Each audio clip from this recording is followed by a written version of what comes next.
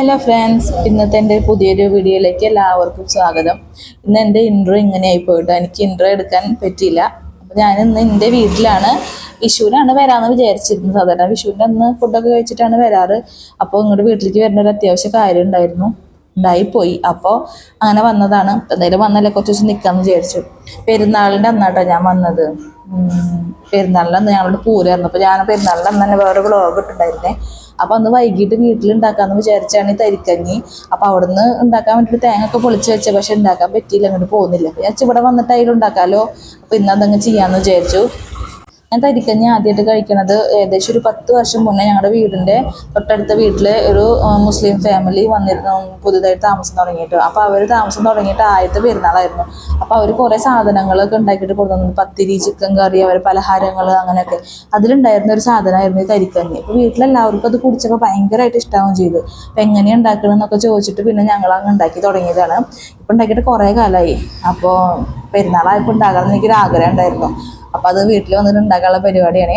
അത് ഞാൻ കുറച്ച് കപ്പലണ്ടിയൊക്കെ ഉപ്പ് പരട്ടിയിട്ട് പുറത്ത് കൊണ്ട് വെച്ചിട്ട് വെയിലത്ത് കപ്പലണ്ടി ഇതിലേക്ക് ആവശ്യമുണ്ട്. പിന്നെ ഞാൻ തേങ്ങ കുടച്ച് തേങ്ങ ചെരുകി അത് പിഴിയാണ് കേട്ടോ. തേങ്ങ ഉടയ്ക്കാൻ പണ്ടൊക്കെ ഭയങ്കര പേടിയായിരുന്നു. ഇപ്പോൾ ഞാൻ പറഞ്ഞില്ലേ, വീട്ടിൽ കുറച്ച് ഹെൽത്ത് ഇഷ്യൂസൊക്കെ അമ്മക്കൊക്കെ ഉള്ള കാരണം കിച്ചണിൽ കൂടുതൽ ടൈം സ്പെൻഡ് ചെയ്യേണ്ടി വന്നു. അപ്പോൾ തേങ്ങ ഉടയ്ക്കാനൊക്കെ നല്ലോണം പഠിച്ചു, പേടി മാറി കിട്ടി. അപ്പോൾ ഞാൻ തേങ്ങയൊക്കെ ഇത് അരച്ച് പാലെടുക്കുന്നുണ്ട്. അമ്മ അപ്പുറത്ത് കപ്പലണ്ടി വറുക്കട്ടെ. അമ്മയ്ക്ക് അടുപ്പത്ത് വറുത്താലേ ഭയങ്കര തൃപ്തിയാവുള്ളൂ. ഇത്ര സുഖം ഗ്യാസുമല്ല എന്ന് ആള് പറയുക. അപ്പോൾ അത് അവിടെ വറുക്കുന്നുണ്ട്. ഞാനപ്പോൾ ഈ സൈഡിൽ പാല് തിളപ്പിക്കാൻ വെച്ചിട്ടുണ്ട്. നല്ല തിളയ്ക്കണം. തിള വന്ന് കഴിഞ്ഞിട്ടുണ്ട് വെച്ചെങ്കിൽ പഞ്ചസാര ഇട്ട് കൊടുക്കുന്നുണ്ട്. പഞ്ചസാര ഇട്ടിട്ട് പിന്നെ ഇടേണ്ടത് ചെറിയ ജീരകവും ഏലക്കയും കൂടി പൊടിച്ചിട്ട് അത് ഇടുന്നുണ്ട്. ആ ജീരകത്തിൻ്റെ മണം വരുന്നതിന് അതൊരു ടേസ്റ്റ്. പിന്നെ റവ 1 കപ്പാണ് എടുക്കുന്നത് വെച്ചെങ്കിൽ അതിലേക്ക് ഒരു 1/4 കപ്പാണ് സേമിയ എടുത്തിട്ടുള്ളത്. ഇത് നന്നായിട്ട് കുറുകി വരണം. വേവാനായിട്ട് അധികം സമയം വേണ്ടി വരില്ല, പെട്ടെന്ന് തന്നെ ആവും. അതവിടെ കുറുകി വരുമ്പോഴത്തേനും ഒരു ചട്ടിയിൽ നെയ്യ് ഒഴിച്ചിട്ട് ചെറിയ ഉള്ളി ഇട്ടിട്ട് വാട്ടട്ടോ. ഈ ചെറിയ ഉള്ളി ഇട്ടത് നിർബന്ധമാണ്. ഇതിൻ്റെ ഒരു മണം ഫ്ലേവറൊക്കെ പ്രത്യേകതയാണ്. നെയ്യ് കുറച്ചുണ്ടായിരുന്നുള്ളത് കാരണം ഇതിങ്ങനെ ഡ്രൈ ആയിട്ടിരിക്കണേ. പിന്നെ അതിലേക്ക് കുറച്ച് കപ്പലണ്ടി വറുത്തത് ഇടുന്നുണ്ട്. അണ്ടിപ്പരിപ്പ് മുന്തിരിയൊക്കെ ഉണ്ടെങ്കിൽ ഇടാം. കയ്യിലുണ്ടായിരുന്നില്ല, അപ്പോൾ ഞാൻ ഉള്ളത് വെച്ച് അഡ്ജസ്റ്റ് ചെയ്തു. എന്നിട്ട് ഇതിലേക്ക് ഒഴിച്ചിട്ട് നന്നായിട്ട് മിക്സ് ചെയ്യുക. പരിപാടി ഇത്രയുള്ളൂ. പക്ഷേ ഞങ്ങൾ ഉണ്ടാക്കിയപ്പോൾ കുറേ കാലം കഴിഞ്ഞ് ഉണ്ടാക്കിയ കാരണം കുറച്ച് കട്ടി കൂടിപ്പോയിട്ടാണ്.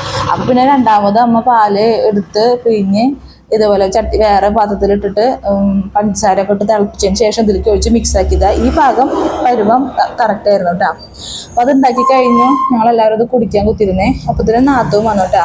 ആള് വീട്ടിൽ പൂരത്തിന് പോയിരുന്നാണ്. പൂരം കഴിഞ്ഞിട്ട് 2 ദിവസം കഴിഞ്ഞപ്പോൾ ഇപ്പോൾ വന്നതാണ്. അപ്പം ഞങ്ങൾ ഇതേപോലെ ഹാളിലോ അല്ലെങ്കിൽ ഉമ്മറത്തോ അടുക്കളയിലോ പിന്നമ്പുറത്തോ അങ്ങനെ എവിടെയെങ്കിലൊക്കെ താഴ്ത്തിരുന്ന് സംസാരിച്ചിട്ടൊക്കെയാണ് എന്തെങ്കിലും കഴിക്കുകയൊക്കെ ചെയ്യുക. അതാണ് ഒരു രസം. അങ്ങനെ അത് കഴിച്ചുകൊണ്ടിരിക്കുകയായിരുന്നു. അത് കഴിഞ്ഞിട്ട് പിന്നെ അനിയനായിട്ട് കുറച്ച് ഡാൻസ് പ്രാക്ടീസ് ചെയ്യേണ്ടായിരുന്നു കേട്ടോ. ഞാൻ കുറച്ച് ഷോർട്സ് യൂട്യൂബിൽ ഇടാൻ വേണ്ടിയിട്ടേ അവൻ്റെ കൂടെയാണ് ചെയ്യാറ്. വേറെ ആരും പെയറായിട്ട് ചെയ്യാനില്ല. അപ്പോൾ വീട്ടിൽ വരുമ്പോഴല്ലേ അവനെ കിട്ടുള്ളൂ വെച്ചിട്ട് അവന് ഞാനും കൂടി പഠിക്കുമായിരുന്നു. വല്ലാണ്ടൊന്നും കളിക്കാനൊന്നും അറിയില്ല, എന്നാലും സ്റ്റെപ്പ് കണ്ടുണ്ടെങ്കിൽ നോക്കി കുറച്ച് സമയം എടുത്താൽ അത് പഠിക്കും. അപ്പോൾ അത് പഠിക്കുമായിരുന്നു. ഇന്ന് പഠിച്ചിട്ട് വേണം നാളെ ചെയ്യാമെന്ന് പറഞ്ഞിരിക്കണ്ടേ. അപ്പോൾ ഇന്നത്തെ വൈകുന്നേരത്തെ വ്ളോഗ് ഇത്രയും ഉണ്ടായിരുന്നുള്ളൂ കേട്ടോ. ഒരാൾക്ക് ഇഷ്ടമായെങ്കിൽ